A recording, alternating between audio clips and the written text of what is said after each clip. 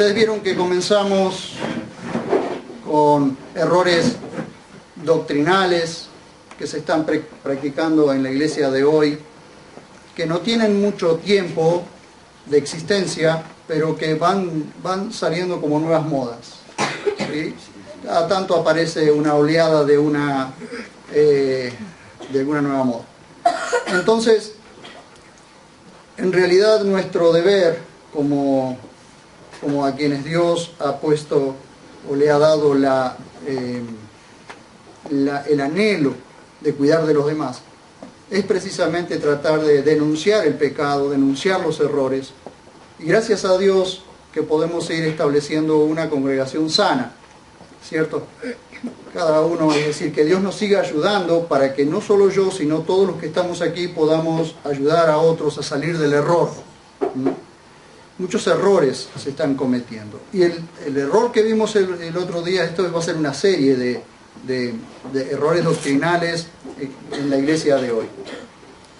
Lo que vimos en dos domingos pasados fue el diezmo, ¿sí? Exigir el diezmo es pecado.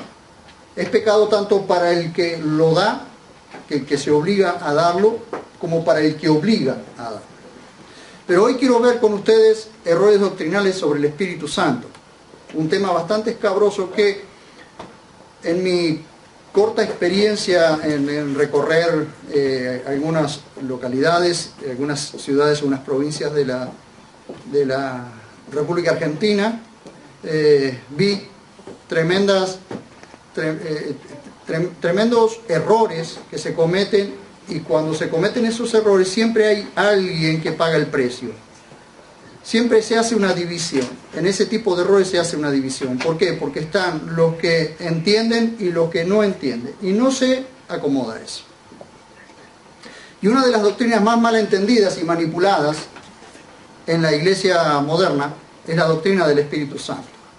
Es no entender quién es el Espíritu Santo, no entender qué hace el Espíritu Santo. Hay muchos lugares que condenan a la gente con la satánica idea, hermanos, de que si no hablan en lenguas no tienen el Espíritu Santo. ¿Y esto qué hace? Abre una puerta para que algunos creyentes, para no quedarse afuera, ¿sí? Para no quedarse afuera, recurran a la invención de lenguas, pecando de hipócritas y deshonestos. Se confunde muchas veces el bautismo del Espíritu Santo con el don de lenguas, la llenura del Espíritu Santo con manifestaciones descontroladas y otras erradas interpretaciones. Y lo que vamos a hacer en este día, seguramente en 2 o 3 domingos, es ver paso por paso qué nos dice la Biblia acerca del Espíritu Santo. Esto es importante entender. Veamos qué nos dice la palabra de Dios. Al primer lugar donde vamos, no sé si ustedes han visto una nota que ha habido en internet. Esto comenzó en 2014 y estamos ahora en el 2017. La pregunta es, con respecto a esas notas y a esa actividad que está teniendo un grupo nuevo que se llama Empowered 21, que es Empoderados 21, donde hay una gran cantidad de líderes cristianos. La pregunta es, ¿habrá un segundo Pentecostés o segundo derramamiento del Espíritu Santo?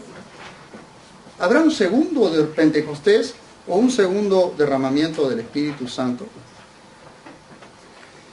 Hace un tiempo se estaban preparando reconocidos líderes para viajar a Jerusalén y orar por un segundo derramamiento del Espíritu Santo. Que yo en aquella oportunidad hice un comentario al respecto. Nunca, hermanos, nunca Dios va a responder a algo que ya hizo. ¿Se entiende esto? Dios nunca va a responder a algo que ya está hecho, que ya hizo. Nunca Dios responderá a una petición cuando ya lo hizo. El derramamiento del Espíritu Santo lo hizo en Pentecostés. Recuerdan ustedes, en el inicio de la iglesia. La gracia comienza cuando se rasga el velo. Hay una transición de 50 días. Cuando se rasga el velo es la fiesta de la Pascua. Es cuando Israel celebra la Pascua. En ese día el Cordero Pascual muere. Pero había otra fiesta que estaba ordenada por Dios, que era la fiesta de Pentecostés, que eran 50 días más adelante, que es la fiesta de las primicias, de los primeros frutos. En ese día de Pentecostés es cuando realmente desciende y es derramado el Espíritu Santo de una vez y para siempre. ¿Por qué? Porque el Espíritu Santo es derramado cubre toda la dispensación, desde la gracia, desde el arrebatamiento, desde el nacimiento de la iglesia hasta el arrebatamiento. Esta es la dispensación de la gracia. Si no hubiese habido derramamiento del Espíritu Santo, no habría habido gracia. Porque nosotros tenemos que entender que en la ley el Espíritu Santo no vivía dentro de la persona. Por eso Jesús les dijo a los discípulos, el Espíritu Santo está sobre nosotros, sobre vosotros, y estará en vosotros. Es decir, ¿por qué? Porque una cosa es antes de Pentecostés y otra cosa es después de la fiesta de Pentecostés. El mismo día que se celebraba Pentecostés, la fiesta de Pentecostés, de los primeros frutos, en Israel, ese mismo día era derramado el Espíritu Santo. Y ese mismo día comenzaba la dispensación de la gracia. Esta era maravillosa que estamos viviendo nosotros, la gracia. Y la gracia es salvación inmerecida.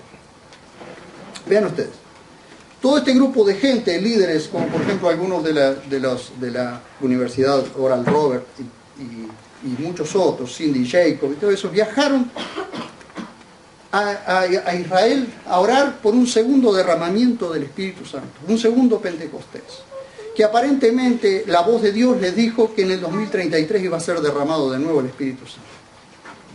Permítanme decir, tenemos un tema con esto.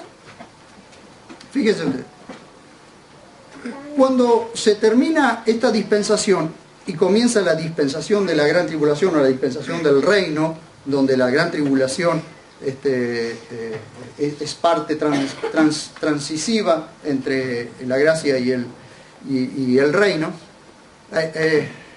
¿Por qué comienza la dispensación de la tribulación? Porque la iglesia se va. La iglesia se va. ¿Por qué se va la iglesia? Porque se va el Espíritu Santo. El Espíritu Santo se va, la iglesia se va, porque el Espíritu Santo vive en la iglesia, vive en vos y yo, en los cristianos, en toda la tierra. Al ser quitado el Espíritu Santo de la tierra, es quitada la iglesia, se va la iglesia. Al encuentro con el Señor en el aire, entre los cielos, el encuentro del Señor en el aire. Entonces no hay más, el Espíritu Santo, después la tarea del Espíritu Santo ya no es como en el tiempo de la gracia que viene a vivir al hombre, sino vuelve como en el tiempo del reino, o el tiempo de la ley, donde venía sobre las personas, hacía su tarea, iba y venía el Espíritu Santo, ya no va a vivir como viven nosotros en los creyentes. No hay un segundo derramamiento, y pedir eso es hasta ofensivo delante de Dios, porque Dios ya lo hizo. Pedir eso es hasta ofensivo. Pero el problema no sería tanto que se pidiera eso, o que alguien pidiera el derramamiento del Espíritu Santo, sino es ignorar la Escritura, ignorar lo que Dios ya hizo. Cuando Jesús dijo consumado es o consumado está, dijo todo está hecho. Eso significa que cuando venía el derramamiento del Espíritu Santo, en esta dispensación maravillosa de la gracia que estamos viviendo, el Espíritu Santo haría toda la tarea que haría Jesús si estuviese con nosotros, con las limitaciones que por estar limitado al cuerpo no podría hacer. Por eso dice, me es necesario irme, y el Padre envía al otro Consolador, o al Paracletos, alguien que ocupará mi lugar y hará la misma tarea que yo hago. Miren, no hay un segundo derramamiento, y pedir eso es hasta ofensivo. Es como pedir, fíjense ustedes, y presten atención a lo que les voy a decir. Es como pedir que se abran los cielos, o cantar que se abran los cielos. En algunas de las canciones que nosotros cantábamos las tuvimos que quitar precisamente porque que se abran los cielos. orar para que se abran los cielos, cantar que se abran los cielos, o abrir los cielos, Señor, es contradictorio, porque es algo que ya hizo. En el momento mismo en que el velo se rompe, el cielo se abre. ¿Por qué? Porque Jesús es el camino al cielo. Entonces, toda persona que recibe a Jesús como su Salvador personal, tiene el cielo abierto. Por eso, fíjense ustedes, por eso cuando la Biblia dice que Jesús resucitó, nosotros resucitábamos con Él. Y cuando Él se sentó a la diestra del Padre, no en el trono del Padre, sino a la diestra del Padre. Permítanme decirles esto también. Jesús no tiene trono en este momento, porque el trono de Él es un trono político que se va a establecer en el reino. El día de su venida, después de su venida, Él establece su trono allí en Jerusalén.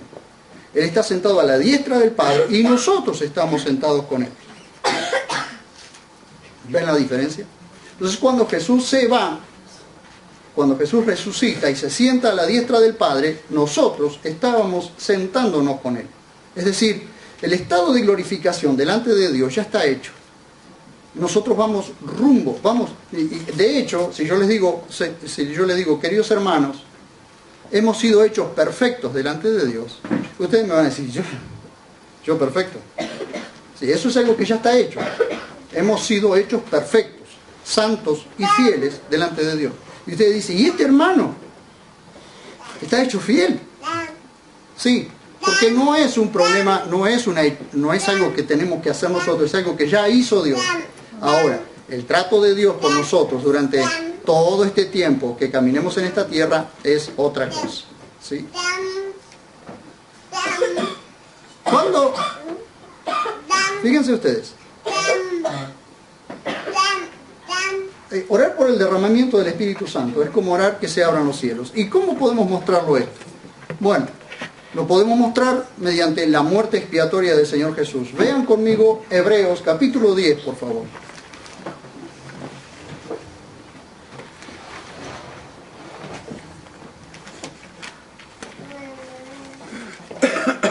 Cuando yo he hablado esto en algunas otras partes, abrieron los ojos y dijeron, bueno, hay canciones que ya no se pueden cantar, o modificamos la letra, modificamos alguna parte de la letra, y en otras le siguieron cantando igual, así que es lo mismo que nada.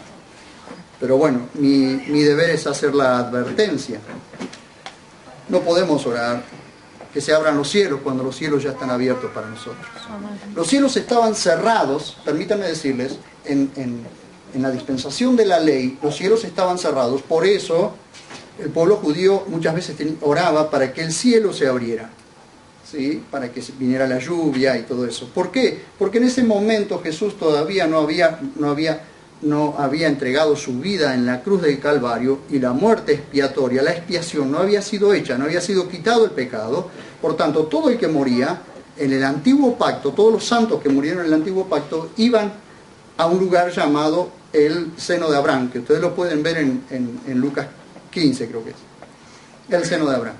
Hasta que Jesús resucita, hasta que Jesús muere, entonces los que estaban en el seno de Abraham son llevados recién al cielo, hasta ese momento. Pero fíjense ustedes, por favor, capítulo 10, verso 19 al 23. Dice, así que, hermanos, teniendo confianza para entrar en el lugar santísimo por la sangre de Jesús. Fíjense ustedes que Pablo le escribe a los hebreos, ¿para qué? Para que ellos puedan entender que el camino al cielo, que el camino a la presencia de Dios, a la presencia del Padre, estaba abierto. Entonces se lo tiene que explicar. Y esto, explicado a nosotros, nos queda clarísimo. Fíjense. Así que, hermanos, teniendo confianza para entrar en el lugar santísimo por la sangre de Jesús, la cual nos abrió un camino nuevo y vivo, por medio del velo. Esto es de su carne. O sea, ese velo representaba su carne, representaba su muerte. Y teniendo un gran sacerdote sobre la casa de Dios, acerquémonos con corazón sincero, en plena certidumbre de fe, teniendo los corazones rociados y así libres de mala conciencia, y los cuerpos lavados con agua pura. Este es un lenguaje que Pablo usa para el pueblo hebreo porque lo entiende perfectamente. Si nosotros, como gentiles, como ex gentiles, tuviésemos que entender esto, no lo podríamos entender si no lo entendemos por lo que las Escrituras nos dice. ¿Por qué? Porque el pueblo hebreo entendía toda la actividad que había en el tabernáculo primero y luego en el templo. Nosotros no teníamos ni tabernáculo ni templo. ¿Ven? Pero ellos entendían el lenguaje, por eso les habla así de la superioridad del sumo sacerdote, según el orden de Melquisedec. Entonces les dice, el camino está abierto, muchachos. Se convirtieron al Señor, ustedes se convirtieron a Cristo, el camino está abierto. No tienen que volver a la ley judía, a la ley que antes ustedes practicaban, no tienen que volver a eso. El camino está abierto, entiendan eso, acepten que lo que los judaizantes están tratando de hacer es volverlos a la ley. Pero ustedes, por más que hayan estado en la ley, no tienen que volver a la ley. Si creyeron en el Señor Jesucristo, pues tienen el camino abierto y en plena certidumbre de fe pueden entrar confiadamente. ¿A dónde? Mantengamos, sin fluctuar, la confesión de nuestra esperanza. Porque fiel es el que prometió. ¿Es fiel el que prometió? Amén. Fíjense ustedes que si una promesa le hizo a Abraham en la dispensación de la promesa, esa promesa sigue hoy hasta hoy día. Y pasó esa promesa por la dispensación de la ley, por la dispensación de la gracia y llega hasta la dispensación del reino. ¿Por qué? Porque una promesa que Dios hizo no la puede quitar nadie. Porque es fiel. Dice, y considerémonos los unos a los otros para estímulo del amor y de las buenas obras. Es decir, ¿por qué tenemos entrada libre? Precisamente porque por la gracia nosotros hemos recibido a la persona del Espíritu Santo en nuestras vidas. Nosotros no recibimos una persona, nosotros recibimos a una persona completa, la persona del Espíritu Santo, una persona que tiene sentimientos, que tiene emociones, vive en nosotros. No recibimos un pie del Espíritu Santo, no recibimos la cabeza, no recibimos el codo, los dedos. Recibimos la persona completa del Espíritu Santo. ¿Cuándo? En el día de Pentecostés comenzó esto. No hay un segundo derramamiento. ¿Por qué no hay un segundo derramamiento? Porque no es necesario. Porque el Espíritu Santo fue derramado en la tierra, está en los creyentes para convicción de pecado, de justicia y de juicio para aquellos que no han creído. ¿Cómo creen ustedes que las personas se convierten al Señor o son convertidas al Señor? Por el Espíritu Santo. Por el Espíritu Santo. Dice, y considerémonos los unos a los otros para estímulo del amor y de las buenas obras. Tu hermano tiene que ser estimulado por vos, tiene que ser estimulado en el amor y en las buenas obras. Todos tenemos que ser estimulados unos con otros. Por eso es bueno estar juntos, porque eso nos estimula a las buenas obras y al amor. No abandonando nuestra propia asamblea, como algunos tienen por costumbre, sino exhortándonos, es decir, animándonos. Y tanto más cuando veis que aquel día se acerca. ¿Qué día se acerca? El día en que esto se termina. El día en que nosotros ya no estamos más en la tierra. ¿Por qué? Porque el Espíritu Santo quitado de la tierra, imagínense, el libro de Tesalonicenses, la segunda carta de los Tesalonicenses dice que la maldad o el anticristo no se ha manifestado porque hay alguien que hasta ahora lo detiene. ¿Y quién es el que lo detiene? El Espíritu Santo en la iglesia. La oración de los santos. El Espíritu Santo está conteniendo la maldad. ¿Ustedes ven maldad en el mundo? Por todos lados. ¿Pero por qué no se desató en todo su poder? Porque hay algo que lo está reteniendo. ¿Se percibe eso? ¿Lo perciben ustedes que hay algo que está deteniendo la maldad? Eso es el Espíritu Santo en la iglesia. Y las oraciones de los santos son las que están deteniendo la maldad. Ahora imagínense cuando es quitado de la tierra alguien que detiene la maldad, ¿cómo se desata la maldad? Por eso está establecida la gran tribulación. Pero la iglesia no está allí, hermanos. Porque hemos sido puestos para salvación y no para ira. Y en esos casi 7 años de la gran tribulación es la ira de Dios desatándose sobre la tierra. Otro pasaje que quiero mostrarles para ver que el camino está abierto. Un pasaje que nosotros lo conocemos prácticamente de memoria, Juan 14, pero que jamás le prestamos atención. Juan 14. Juan 14 está después de 13. Bien.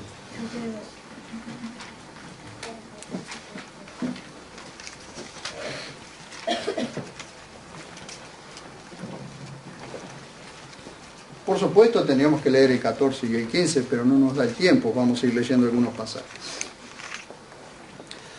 Vean ustedes, 14, del 4 al 6. Hasta la Iglesia Católica lo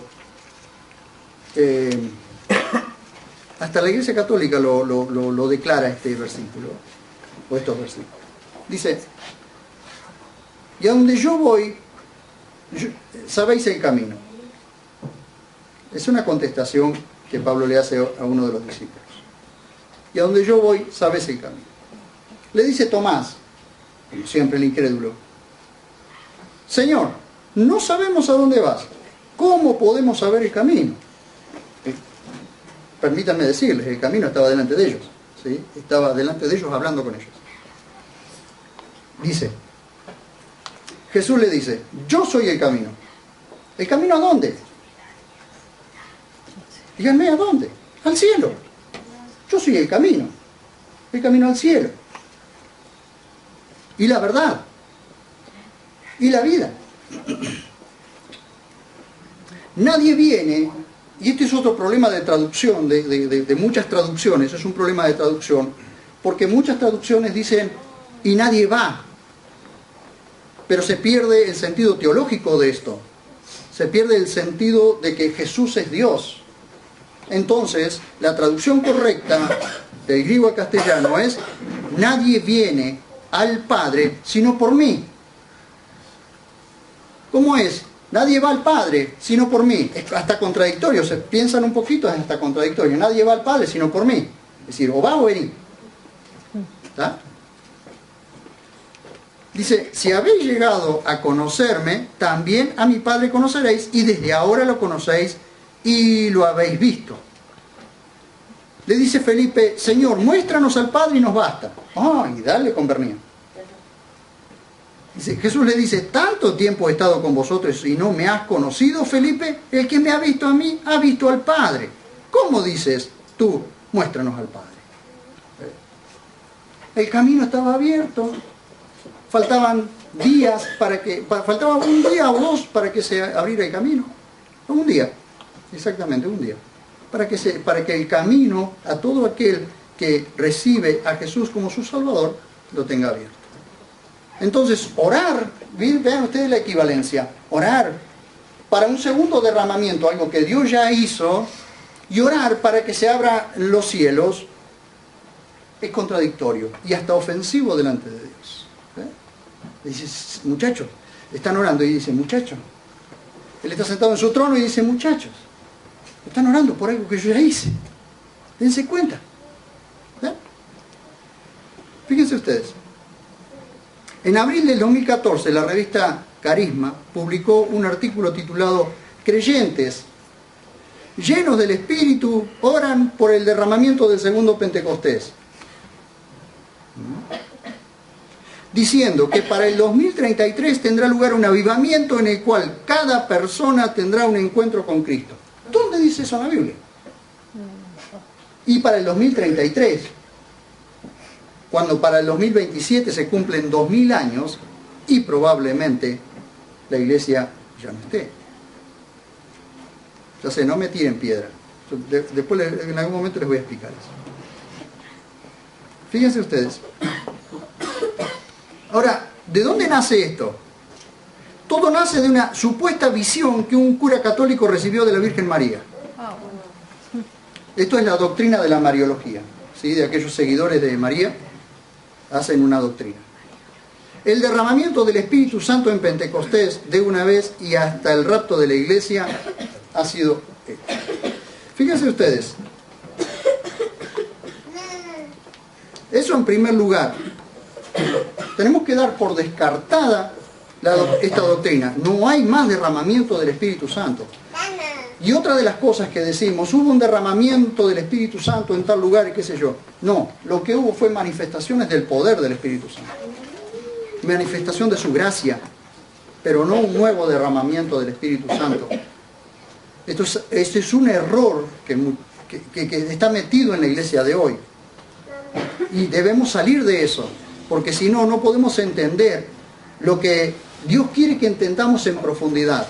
Lo que Dios ya hizo, ya lo hizo, y no es necesario que lo haga de nuevo. Así que damos por descartada esta doctrina. No hay más derramamiento del Espíritu Santo. Inclusive ustedes, yo lo hice muy conciso esto, pero ustedes lo pueden encontrar en internet. Esto del derramamiento, del segundo derramamiento del Espíritu Santo. Y eso va totalmente, doctrinalmente contrario a lo que Dios ya hizo. Y no solo la fecha, las fechas también están completamente erradas. Porque esto es más o menos como la teoría de la evolución. Hay que darle muchos años para que, total, los que lo vieron ahora están muertos para esa época, así que ya no se enteran. ¿Qué es el bautismo del Espíritu Santo? ¿Qué es el bautismo del Espíritu Santo? Primero, tenemos que comprender qué significa la palabra bautismo. ¿Qué significa? Significa sumergir, remojar completamente. Esto era lo que se hacía con las telas y las prendas en la antigüedad para teñirlas de color. Hoy nosotros mismos lo hacemos cuando teñimos.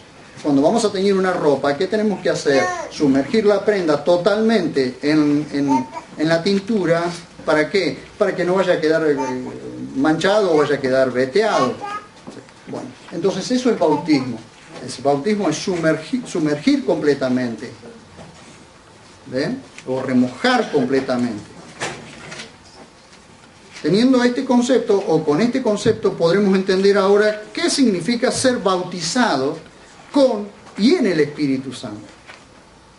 ¿Qué significa eso? Que somos sumergidos en el Espíritu Santo. ¿Y cuándo somos sumergidos en el Espíritu Santo? ¿Cómo somos sumergidos en el Espíritu Santo? Veámoslo. 1 Corintios capítulo 12, versos 12 al 14.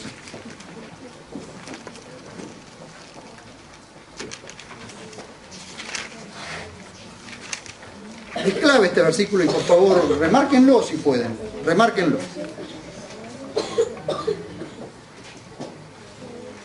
Si ustedes observan en su contexto de antes, en su contexto anterior y su contexto posterior, ustedes van a observar que cuando habla del bautismo del Espíritu Santo está hablando en un contexto, presten mucha atención a esto, está hablando en un contexto de un cuerpo, de membresía de un cuerpo. Está hablando de un cuerpo como una analogía, como una similitud.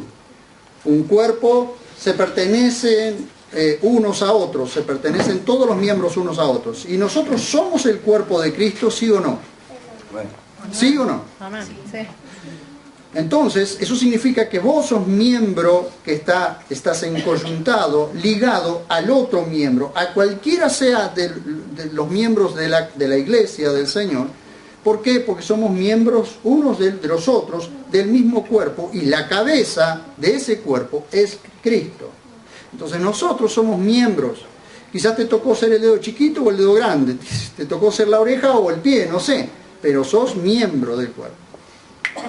En ese contexto y en el contexto de los dones espirituales que tenemos allí comenzando el verso 12, habla del bautismo.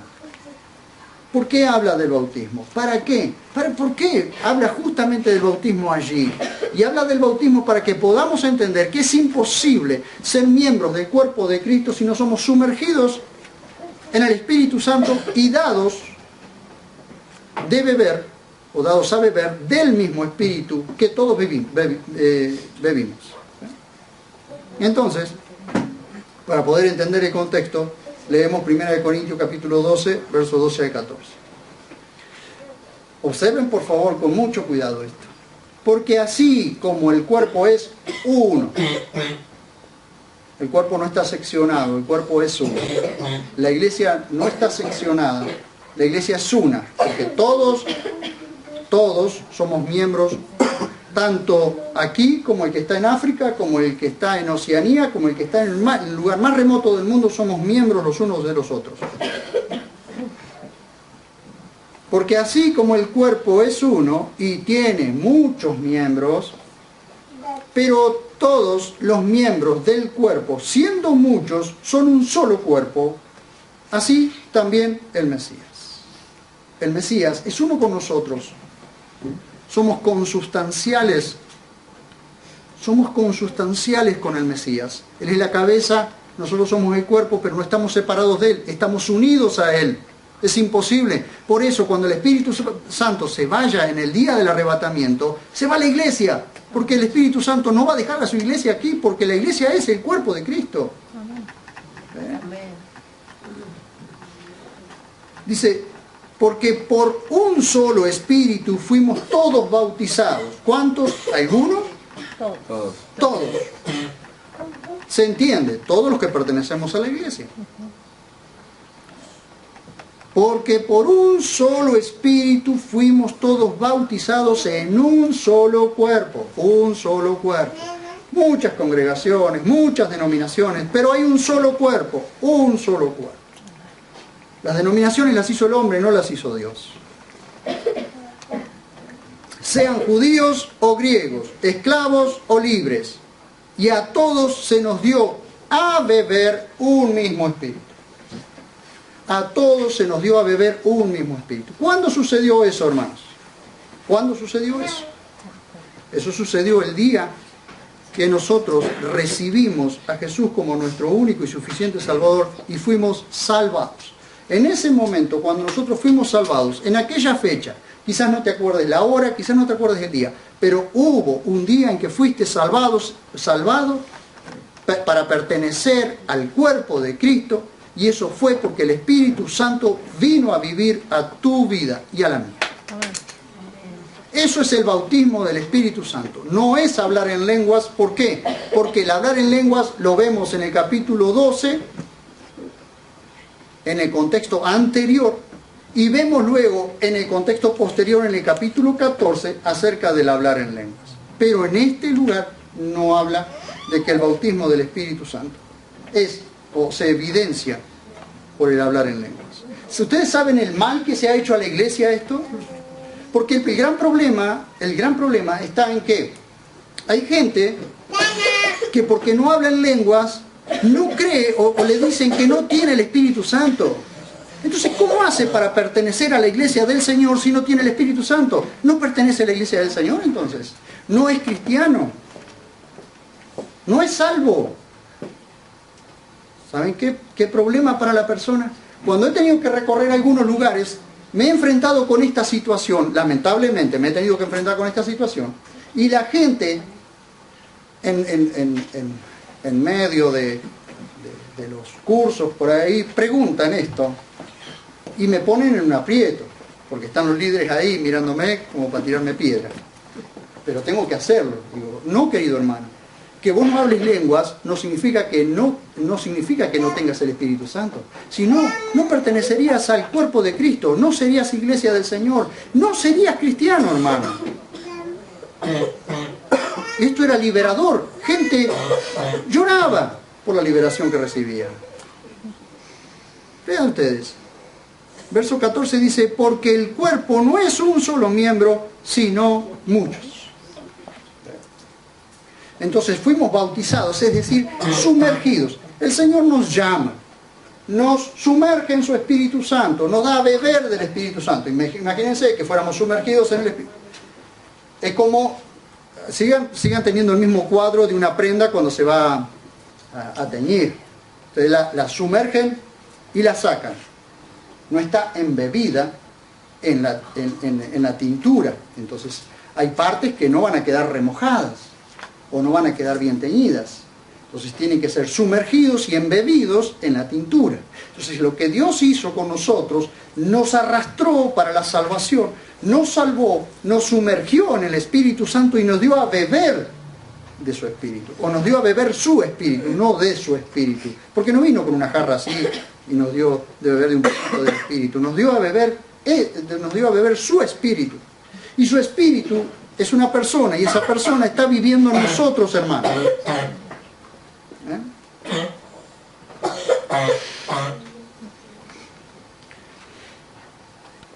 Notemos, queridos hermanos,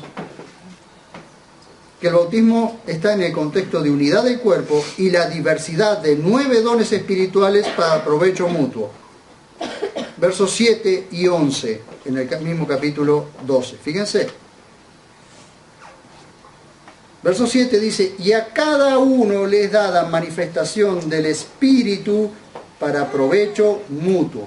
Es decir, los dones que Dios nos da se manifiestan en nosotros para provecho mutuo. Cosa que, por ejemplo, la Reina Valera no traduce, dice para provecho nada más. Y se queda afuera la palabra mutuo, porque en realidad parece que fuera provecho para nosotros, pero es para cuando tengo dones, que todos los tenemos, y permítanme decirles, no hay un creyente que no tenga dones, que no los haya descubierto es otra cosa, que no lo estén puliendo es otra cosa, que no se esté manifestando ese don es otra cosa, pero todos los creyentes tienen dones. ¿Y para qué son? ¿Para provecho propio? No, la Biblia te dice que son para provecho mutuo. Tus dones son para que yo me aproveche de tus dones. En el buen sentido. Entonces, tus dones son necesarios en la iglesia, son necesarios en el mundo, para que los demás puedan aprovecharse de ese don. Imagínense que si Dios me da un don a mí y yo no lo ejercito, no lo manifiesto, ustedes quedan sin provecho, porque si Dios me da a mí el don para poder enseñar y yo no lo hago, no lo ejercito, ¿cuánta gente queda sin provecho? Entonces, tus dones son para ejercitarlos, para que se manifiesten, para que los demás se aprovechen de eso. Es para provecho mutuo. Ahora el verso 11 nos dice, pero todas estas cosas las efectúa el único y el mismo Espíritu, repartiendo en particular a cada uno como Él quiere, no como nosotros queremos, como Él quiere. Los dones no los elegimos nosotros, hermanos. Los dones los reparte a cada creyente como Él quiere. ¿Para qué te quiere Dios? Para eso te va a dar un don. O para eso te dio un don. ¿Y cuándo vienen los dones, hermanos? En el mismo contexto, los dones vienen junto con el Espíritu Santo. El don mayor. Viene el don del Espíritu Santo a vivir a tu vida, y en ese mismo momento los dones también vienen con. Y el Espíritu Santo reparte los dones en tu vida para que se manifiesten. Entonces, en la medida en que se van manifestando tus dones, los demás van aprovechando esos dones. Se van aprovechando de esos dones. Por eso es necesario, por eso es que llamamos constantemente, animamos a las personas a que se pongan en las manos del Señor. ¿Por qué? Porque los dones, si no, quedan allí inactivos. Y Dios Dios energiza, Dios activa los dones de las personas que se ponen en sus manos. Fíjense, por favor. Veamos qué dice Pablo del don de lenguas. Primero nos dice Pablo que es uno de los 9 dones. Lo ven ustedes en el verso 10. Y a otros operaciones milagrosas, y a otros profecía, a otros discernimiento de espíritu, a otros distintas lenguas o distintos idiomas. El don de lenguas es una expresión idiomática. Y a otros interpretación de lenguas. Por supuesto, después ustedes leen esto y tienen que ir al capítulo 14 para ver qué nos dice acerca del don de lenguas, cómo ejercitarlo. A los que lo tienen, porque no todos tienen el don de lenguas. ¿Y cómo lo sabemos? Veámoslo en la Escritura.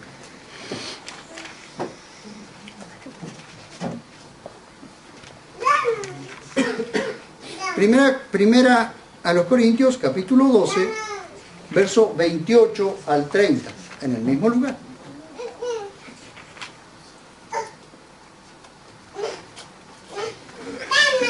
Dice, y a unos Dios puso en la iglesia primeramente apóstoles, los segundos profetas, lo tercero maestros, luego poderes milagrosos, Después, dones de sanidad. Observen que no dice don de sanidad, dice dones de sanidad. Esto es materia para otro tiempo. Capacidades para ayudar. Fíjense ustedes, hay personas que tienen capacidades para ayudar y que son tan necesarias en la iglesia. Es tan necesaria la capacidad, es tan necesaria la gente que tiene capacidad para ayudar. Es tan necesaria. Como cualquiera de los otros dones, hermanos. Y hay personas que son menospreciadas simplemente porque no figuran. Porque son de los, como dijo alguien, son de los secretos, son de los que no se ven mucho o no figuran mucho. Sin embargo, son necesarios. Capacidades para administrar, no ministrar, administrar. Y géneros de lenguas, distintos géneros de lenguas. Ahora viene una serie de preguntas retóricas. Se llaman preguntas retóricas, ¿por qué? Porque llevan en sí mismo la respuesta. Verso 29. Pablo pregunta esto, y le pregunta ¿a quién? A la iglesia de los Corintios, o la iglesia de Corinto. ¿Por qué? Porque era la iglesia más carnal que le había tocado. Lo pueden ver en el capítulo 1, 2 y 3. La iglesia más carnal que había. Manifestaciones de dones a montones, pero eran tan carnales que había divisiones, disensiones, peleas entre ellos. Dice, pregunta retórica número 1, que lleva en sí mismo una respuesta. La respuesta está ahí mismo. Yo les pregunto, como si yo les preguntara, ¿no? Pero la pregunta la hace el apóstol Pablo. Fíjense ustedes. ¿Son todos apóstoles? ¿Qué me dirían ustedes? No. ¿Acaso todos profetas? No. Ah, qué bien. ¿Todos maestros? No. Ah. ¿Acaso todos hacen milagros? No. Oh, qué bárbaros. ¿Tienen todos dones de sanidad? No. ¿Hablan todos lengua? No. Ah, la flauta. Qué macana, che. ¿Y todos tienen que hablar lengua? ¿Por qué no hablan todos lengua? A ver, ¿por qué no hablan todos lengua? En esta noche todos tienen que hablar lengua. Y si el Espíritu Santo no te dio el don de lengua, ¿qué hacen? ¿Saben qué hacen? Algunos se lo inventan. Algunos se lo inventan. ¿Por qué? ¿Por qué se lo inventan? Porque lo obligan a que hable lenguas y la persona, para no quedarse afuera, habla lengua. Entonces, en un sentido de solidaridad, todos hablamos lengua. Nadie sabe lo que dice, pero todos hablamos lengua. ¿Vieron? ¿Qué error? ¿Interpretan todos? No. Primero, si no hay don de lengua, ¿quién nos interpreta? Porque todos nos entendemos acá mientras hablemos en castellano. Si viene un ruso, alguien lo va a tener que interpretar. Pero si no hay nadie que hable ruso, ¿para qué necesitamos intérprete? ¿Cierto? Entonces, cuando hay don de lenguas, tiene que haber intérprete. Porque el don de lenguas tiene que ser para edificar. Por eso no se lo da a todos. Guácala, que se ha puesto espeso esto. ¿Ven? Entonces, error doctrinal es hacer que todos hablen lenguas. Y este error doctrinal ha venido destruyendo la credibilidad de la iglesia. Porque la gente entra, un extraño, alguien que jamás estuvo dentro de la iglesia, y eso se lo dice Pablo más adelante, alguien que nunca estuvo en la iglesia, entra a una iglesia y están todos Llega un momento que dice, no, yo me voy, acá están todos locos esto. ¿Ven? ¿Y por qué mucha gente viene y se espanta y se va? Por el desorden. Porque Dios no es Dios de desorden, sino de orden. Y dice, fíjense ustedes que Pablo después, no puedo hablar de eso ahora, pero Pablo después dice, entre el don de lenguas y la profecía, si no hay quien lo interprete, es preferible la profecía, porque la profecía sirve, el que profetiza habla a los hombres para edificación y exhortación y consuelo. Para edificación y exhortación y consuelo. Esas tres cosas hace el don de profecía dentro de la iglesia. Y el don de lenguas, que puede ser una manifestación profética, si no tiene interpretación, no sirve. Dice Pablo, si alguien habla lengua y no hay intérprete, calle en la congregación y hable para sí. ¡Ah, la flauta! Y algunos me dicen, vos no sos pentecostal. Yo soy pentecostal hasta los huesos, hermano. ¿Por qué? Porque creo en los dones. Creo en los dones del Espíritu Santo. Creo enteramente en los dones del Espíritu Santo. Pero eso no significa que tenga que ser desordenado. ¡Ah, Señor! Estoy transpirando como salamín en aguantero. Fíjense ustedes. Veamos qué dice Pablo nuevamente en la carta a los gentiles, o comúnmente llamada la carta a los Efesios, con respecto al bautismo real. Efesios, capítulo 4, verso 4.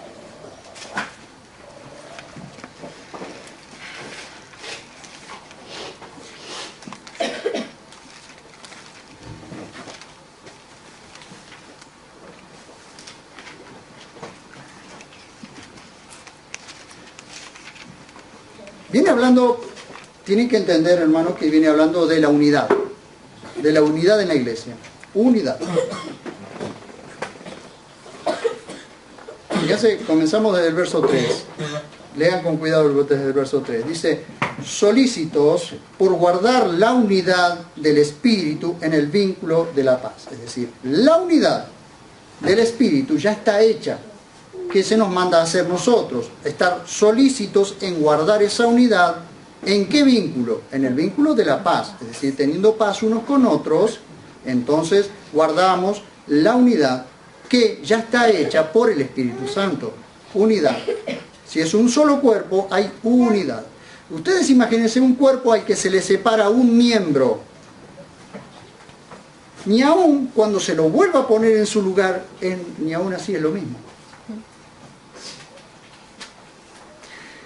Dice, un solo cuerpo y un solo espíritu para todo. Como también fuisteis llamados con una misma esperanza de vuestro llamamiento. Dice, un solo Señor, una sola fe. ¿Qué es la fe aquí? La fe aquí es el cuerpo de doctrina. Todo el cuerpo de doctrina es una sola. Dice, un solo bautismo, y acá está donde tantas personas erran con esto. Un solo Dios y Padre de todos, quien está sobre todos, a través de todos y en todos. ¿De qué bautismo habla allí? ¿Habla del bautismo en agua? ¿Qué es el bautismo ritual? No, está hablando del bautismo real. ¿Cuál es el bautismo real? El bautismo del Espíritu Santo, del que hablamos en 1 Corintios, capítulo 12, verso 3. Ese es el bautismo real. ¿Por qué? Porque ustedes tienen que ver todo el contexto que viene hablando de la iglesia.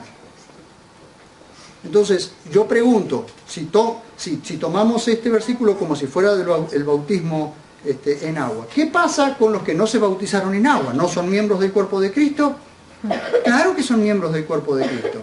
Si no se bautizaron en agua y se murieron sin bautizarse en agua, ¿son miembros del cuerpo de Cristo? ¿Sí o no? Sí, porque fueron bautizados y sumergidos en el Espíritu de Dios. En un solo bautismo. Un cuerpo, un solo bautismo. Un solo Señor, una sola fe. Sola gracia. Un solo Dios y Padre que está con todos nosotros, en todos nosotros y sobre todos nosotros. ¿Amén? Amén. Ya quiero ir terminando. Vean. Aquí no habla de bautismo en agua, sino del mismo espíritu de 1 Corintios 12:13. Sumergidos en el Espíritu Santo para pertenecer al cuerpo de Cristo. Y termino con esto. Si hablar en lenguas fuera evidencia del bautismo del Espíritu Santo, este sería el lugar donde Pablo lo diría, sin embargo no dice nada al respecto. Y si ustedes observan la carta a los gentiles convertidos, es decir, la carta a los Efesios, van a ver ustedes que en ninguna parte habla del hablar en lenguas. ¿Por qué no habla? Porque no necesita tocar uno de los 9 dones del Espíritu Santo, no necesita tocarlo, porque es lo que está mostrando aquí, es la revelación más grande que él ha tenido acerca de la iglesia. Él es llevado al tercer cielo y Dios y Jesucristo le muestra la iglesia. toda esta revelación de Efesios, él la tiene cara a cara con Jesús en el cielo. ¿Y dónde lo pueden ver eso? En segunda carta a los Corintios, donde dice que él fue llevado al tercer cielo. La revelación más grande de la iglesia es la carta a los Efesios. ¿Ustedes la quieren ver? ¿Ustedes quieren ver a la iglesia? Véanla a través de la carta a los Efesios y a través de la carta a los Colosenses. Esto es lo más grande, lo más maravilloso que hay. Y si habría un lugar donde tocar el don de lenguas, si fuese que es manifestación del bautismo del Espíritu Santo, sería en la carta a los Efesios, y no se toca el tema. ¿Amén? Punto 3. ¿Qué es ser lleno del Espíritu Santo? Muy bien, eso lo dejamos para el domingo que viene. ¿Oramos? Y que Dios nos ayude realmente a seguir avanzando. Pero quiero orar en esta noche, si quieren ponerse de pie o sentados, como quieran. Pero quiero orar en esta noche por todos ustedes, por los que están, pero también por aquellos que nos ven en directo o que nos van a ver por YouTube. Porque hay mucha gente que tiene que ser liberada, y todavía lo que falta, hermanos, no llegué ni a la mitad del mensaje. Todavía lo que falta para poder liberar a mucho pueblo que está esclavizado por errores doctrinales como este. ¿Ven? Y quiero orar por eso. Ayúdenme a orar en esta noche. Ayúdenme a orar. Papá maravilloso, estamos delante de tu dulce presencia en el nombre de Jesús. Clamando delante de tuyo, bendito Dios, por tu preciosa iglesia. Por las maravillas que has hecho, que estás haciendo en tu iglesia. Esta iglesia que vos vas a venir a buscar pura, sin mancha. A la que estás preparando para el encuentro, aquel encuentro maravilloso que tendremos con vos en el aire.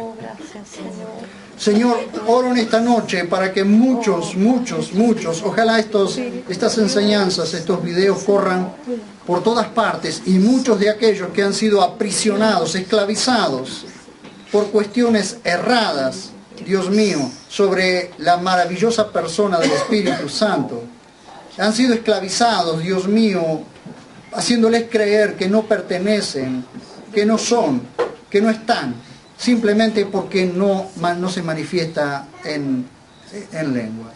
Clamo en tu presencia, bendito Dios, para que haya una liberación en el nombre de Jesús de todas aquellas personas que están esclavizadas, de todos aquellos que están bajo doctrinas erradas, erróneas. Señor, clamo en tu presencia para que todos y cada uno tengan el valor, el denuedo y el valor, el coraje de poder enfrentar cada una de estas falsas doctrinas, de estas doctrinas que se levantaron en los tiempos, Dios mío, para poder enfrentarlas, para poder aniquilar todo argumento, todo pensamiento que se levanta contra el conocimiento pleno de la verdad. Te ruego, Dios mío, que levantes un ejército de hombres y mujeres que sean idóneos, que puedan liberar a la multitud de hombres y mujeres que han sido esclavizados por causa de las falsas enseñanzas. Te ruego, bendito Dios, que nos ayudes y que levantes de este lugar también hombres y mujeres con un anhelo profundo de conocer tu palabra. Señor, un anhelo profundo de conocer para poder liberar a otro pueblo que está esclavizado por la falta de conocimiento que tiene. Señor, claro que el pueblo muchas veces tiene la culpa de no tener conocimiento, pero Señor, el día que vos, Dios mío, que vos vengas a buscar a tu iglesia, harás responsable a los que tuvimos la oportunidad y que tuvimos la honra, el honor de poder enseñar a tu pueblo y lo hicimos mal. Te ruego, bendito Dios, que nos ayudes. Oro en esta noche, Dios mío, para que haya sanidad, para que se sanen los corazones, para que se sanen, Dios mío, los miembros de este cuerpo que están afectados, que están dolidos, que están lastimados, aquellos que han sido expulsados. Quizás, Señor, en tantos lugares han sido expulsados porque no hablaban en lenguas. En otros lugares, Dios mío, han sido obligados a hablar en lengua y han entrado en la hipocresía, en la deshonestidad de hablar o inventarse una lengua o inventarse manifestaciones con tal de no quedarse afuera o que lo miren mal.